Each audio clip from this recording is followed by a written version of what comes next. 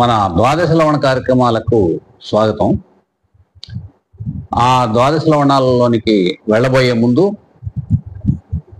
ఈ మధ్య జరిగినటువంటి ఈ ఉగ్రవాదుల ఘాతుకాలని ప్రపంచం అంతా ఖండించింది.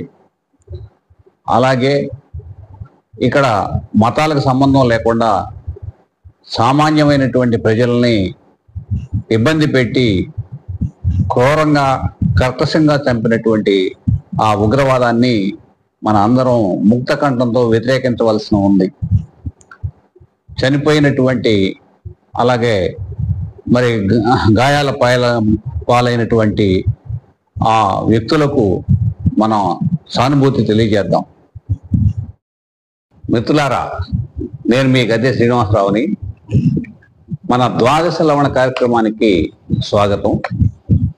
ముందుగా ఒక విషయాన్ని తెలియజేయాలి. నేను హోమియోపతి డాక్టర్ని కాదు.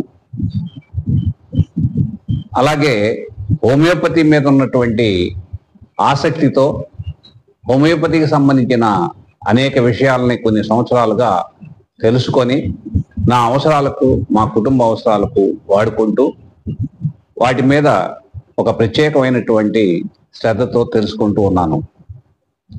ఆ క్రమంలో భాగంగానే ద్వాదశ లవణాల గురించి ఇంకా పూర్తిగా తెలుసుకొని వాటిని నలుగురికి తెలియజేయాలని, అలాగే వాటిని వినియోగించుకోవడం వలన ఆ తెలుసుకున్న వారు వాళ్ళ ఆరోగ్యాన్ని కుదుటపరుచుకోవడానికి ఈ ద్వాదశ లవణాలు సున్నితంగా ఉపయోగపడతాయనే ఉద్దేశంతో ఈ వీడియోలు చేస్తున్నాను. ఈ క్రమంలో ఇప్పటి వరకు 9 లవణాల గురించి వివరించాను. అలా ఈ 9 లవణాల గురించి విన్న మిత్రులు కొన్ని సందేహాలను వ్యక్తం చేశారు. అందులో కొన్ని ఇవి చిన్నపిల్లలకి ఏ రకమైనటువంటి ఇబ్బంది కలగకుండా పనిచేస్తాయా, చిన్నపిల్లలు కూడా వాడవచ్చా అనేది ఒకటి. ఖచ్చితంగా ఇవి బాగా పనిచేస్తాయి.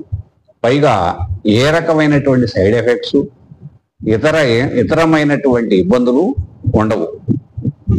ఇంతకు ముందే ఒకసారి చెప్పాను, ఇవి మనం శరీరంలో లోపించిన లవణాలు.